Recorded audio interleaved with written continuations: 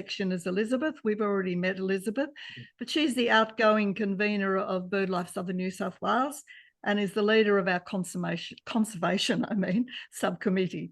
She's also been the leader of some rehabilitation work we're doing in Mason Park, an important Sydney shorebird habitat nearby where it's near Sydney Olympic Park. She'll talk about the branch's work over several years in advocating for protection of shorebirds in southern Sydney. Thank you, Elisabeth.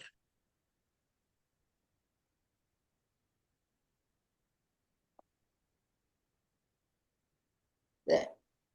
Thank you. I'm going to try to cut some of this a little bit shorter because I realise we're behind time right now. But my presentation is about southern Sydney shorebirds and our activities there over the last few years. The key people for this are Julie Keating, who's a champion of Port Hacking shorebirds, Deb Andrew, who's a zoologist, retired National Parks officer, who's experienced in writing proposals for new national parks, Ricky Coughlin, environmental educator, and Penny McMullen, who's active in WIRES and also is a BirdLife board member. All of these live in the southern Sydney area and clearly, from what I said, have a range of skills. There's also Dan Vickers, Barry Walsh, and me, the three of us from this branch. It's a challenging story with no solution as yet. And I'm going to be focusing on the Port Hacking site in the Sutherland Shire. It's an estuary of the Hacking River and the broad intertidal zone, which you can see here, of D-band spit is very rich in shorebird food. Oh, okay. So there are 4 key sites, but I'll just quickly show you where they are. So number 1 is D-band spit in Port Hacking down at the bottom. That's the main one that we're looking at, but the others are really important. Number 2, Towra Spit Island in Botany Bay. I'll go out of order here. Number 4 on the west side of Botany Bay, which Bayside Council, it's their area. And number 3 down on the right is the west side of Botany Bay. The two key shorebirds of the area are the eastern curlew, which the subspecies that breeds in Siberia, and it's sorry, I've lost my place here. It's critically endangered nationally, and the D-band spit is a nursery area for the juveniles who won't migrate but move between Port Hacking and Towra. And the other main species is the bark-tailed godwit, which is vulnerable. And for them, D-band spit is a staging point. They arrive weak back from their migration, stay a couple of weeks to build up some strength, and then they move on. So there are multiple challenges that they face, and a lot are to do with human disturbance. And I'll just go through these briefly. So concentration of private leisure craft and dogs. The estuary is valued as a leisure playground for the people who live there and who come there as well. Council does not patrol for unrestrained dogs. There's a lot of dogs off leash or on leash, but only nominally. The Companion Animals Act is weak and Sydney's dog lobby is very active. And we know that shorebirds see dogs as a predator, whether they're on or off leash, and eastern curlews particularly are very flighty and you know, they can't coexist with dogs or find it very difficult. And also bait collection reduces their food source, and there is some commercial bait collection that occurs there.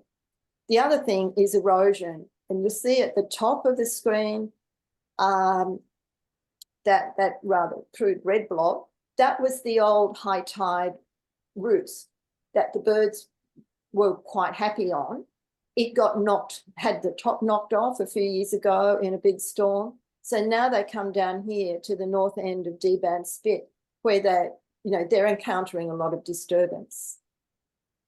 And Tower Spit Island, which I also mentioned, which is where they go to, is not far away.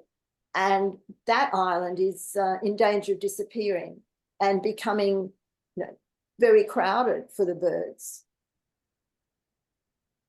So both areas, Botany Bay on the left here and Port Hacking on the right, they're nationally significant for various birds, and BirdLife has stated this in the National Directory for Important Migratory Shorebird Habitat.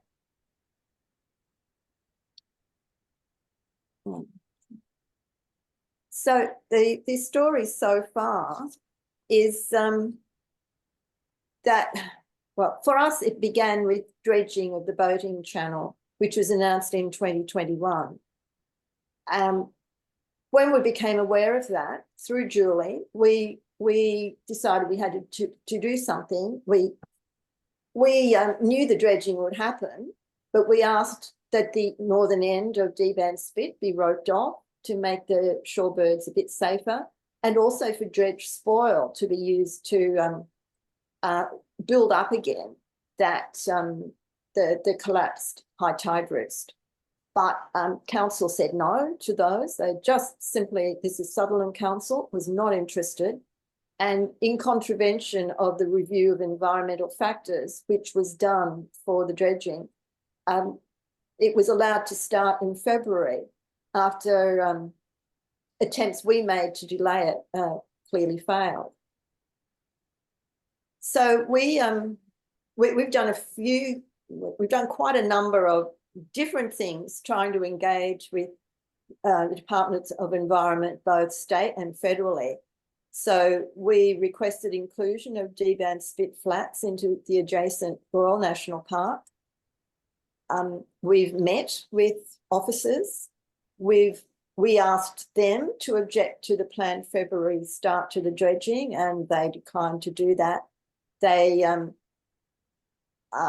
didn't comment on our idea to create a new high tide roost. They suggested that we put in our own objection under the EPBC Act, which we attempted. We put in 2 complaints, and they were, well, briefly, they were overridden.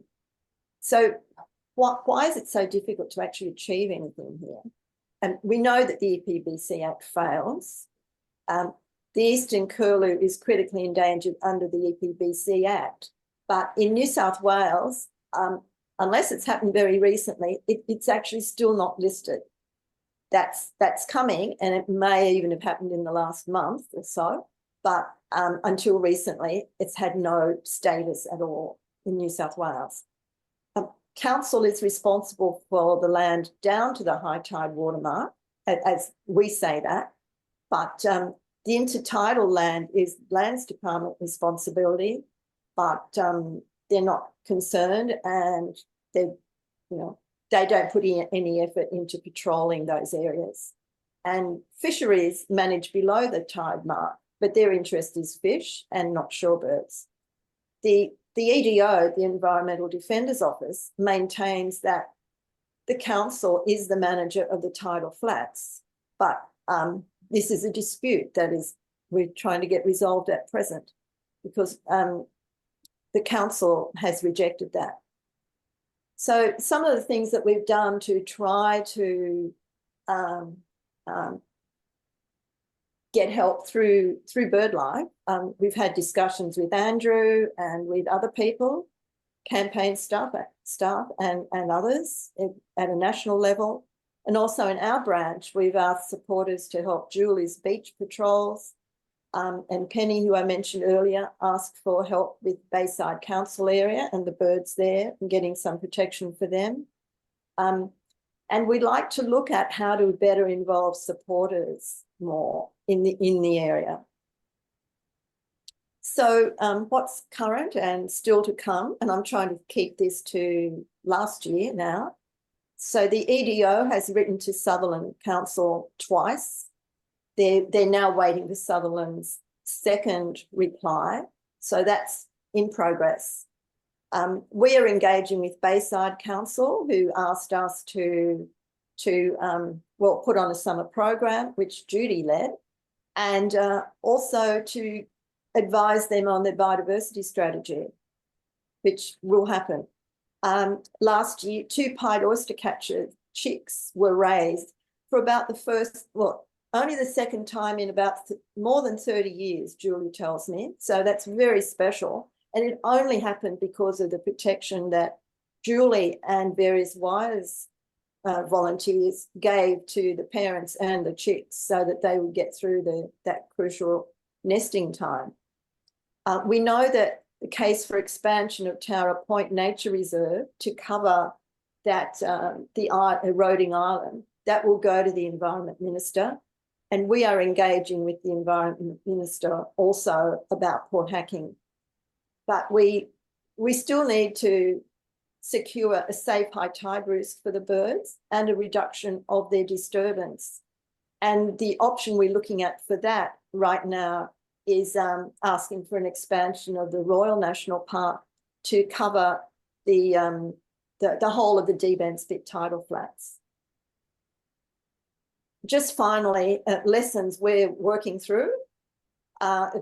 Seize opportunities and offers as they come up, which means being flexible. Try to keep open channels with decision makers, so staff, ministers, MPs.